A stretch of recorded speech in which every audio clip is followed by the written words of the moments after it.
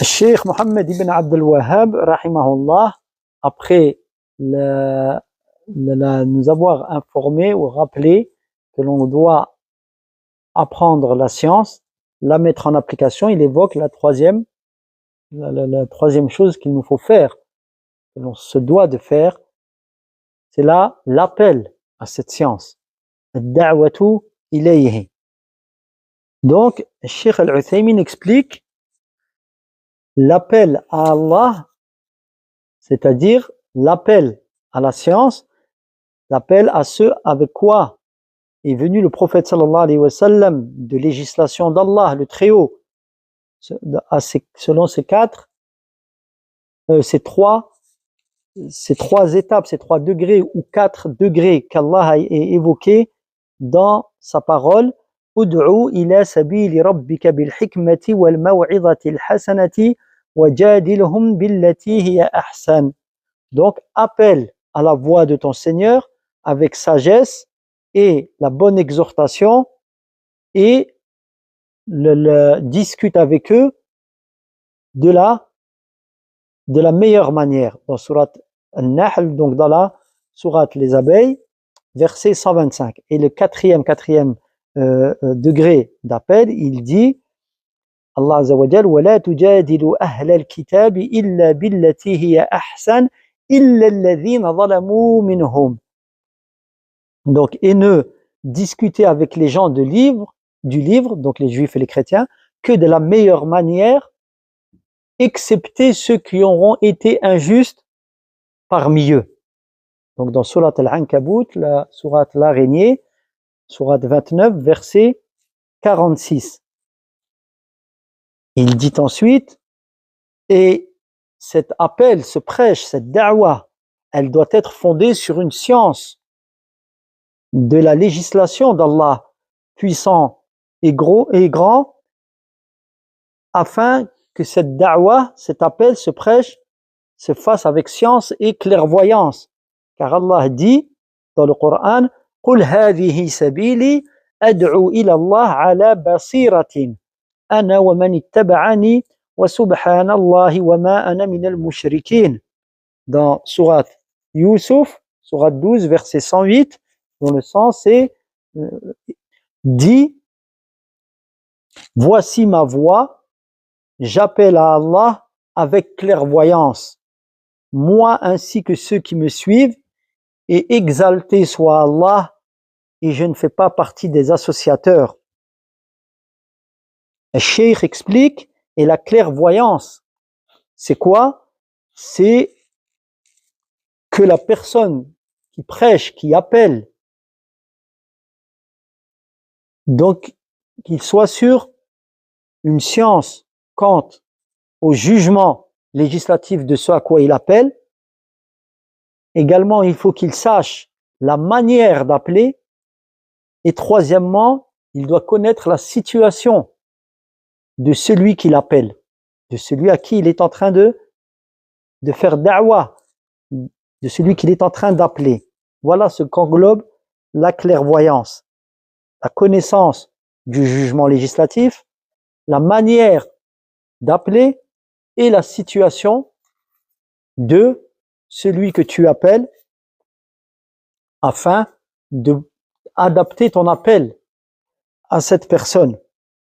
Ensuite, le Cheikh Al-Uthaymin explique les moyens de faire da'wa et les endroits, les occasions de faire da'wa. Et ils sont nombreuses. Lorsque l'on fait des discours, lorsque l'on fait des assises, lorsque l'on écrit des livres, par le bien, avec les moyens qu'il y a, Internet et autres, on fait da'wa de cette manière.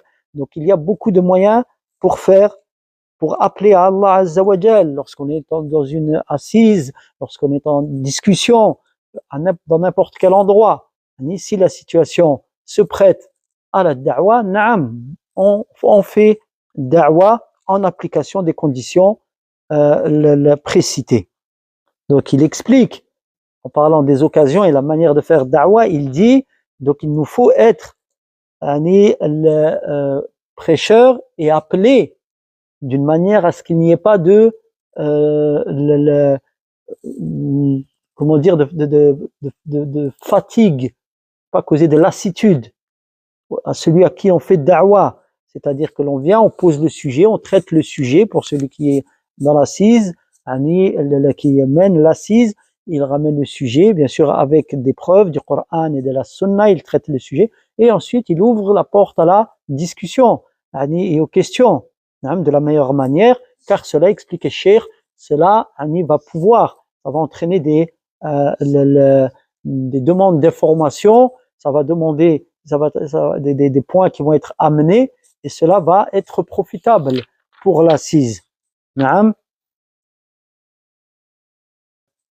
Et cette da'wa, ce prêche, d'accord, que Mohammed ibn Abd al-Wahhab, rahimahullah, a ramené, en disant que il nous faut apprendre 4 choses: la science, que l'on a vu, l'application de celle-ci et l'appel à celle-ci. Eh bien, cette da'wa, c'est la fonction de qui à la tête de cette tâche magnifique? Ce sont les prophètes, les messagers d'Allah, et par suivi, eh bien ceux qui les ont suivis de la meilleure manière. Donc il dit, Cheikh Al-Uthaymin, il dit, lorsque quelqu'un donc il connaît son créateur, son adoré, Allah Azza wa Jal, il connaît son prophète, il connaît la religion de l'islam, il apprend, eh bien, et qu'Allah Azza wa Jal, il lui a accordé la permission de cela, car le bienfait revient à Allah seul, qu'il soit exalté, eh bien, il se doit de s'élancer pour préserver ses frères, en les appelant à Allah Azza wa Jal. Et c'est alors qu'on peut lui dire qu'il reçoive la bonne annonce. Il reçoit donc bonne annonce à celui-ci, et cela, qui apprend la science sérieusement, la connaissance d'Allah Azza wa Jal, qui s'attache à cela, et qui s'attache à la connaissance du prophète sallallahu alayhi wa sallam par l'apprentissage de la sirah, et comment la manière dont il a adoré Allah Azza wa Jal, comment il a appelé Allah Azza wa Jal, et la connaissance de la religion de l'islam, en étudiant le fiqh, en étudiant comment adorer Allah Azza wa Jal. Donc, dans le même temps, personne ne dit qu'il doit attendre d'avoir un niveau, il lui faut 20 ans avant de pouvoir s'élancer dans la da'wa. Walakin, il fait tout cela dans le même temps. Il apprend, il enseigne, il apprend, et ensuite il appelle à ce qu'il sait. Il appelle à ce qu'il sait de sources sûres. Et c'est ça la différence entre talib al-ilm, qui veut apprendre la religion et qui veut appeler à celle-ci, et celui qui est pris que d'une passion et d'une bonne intention, une bonne volonté, walakin, qui n'accorde pas l'importance à l'apprentissage qu'il mérite. Et lui, il va faire plus de dégâts qu'autre chose, mesquin. Donc il faut apprendre et appeler en même temps.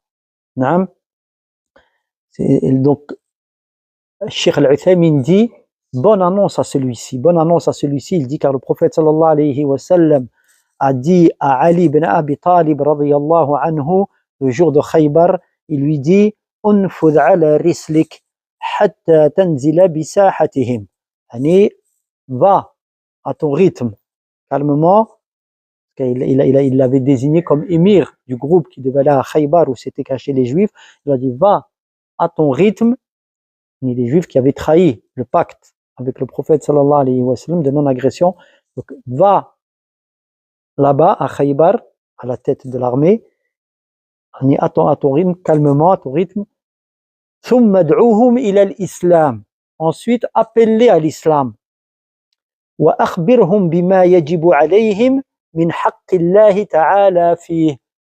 Et informe-les de ce qui leur incombe de pratiquer du droit d'Allah, c'est-à-dire son adoration unique, et le suivi de ce qu'il a légiféré.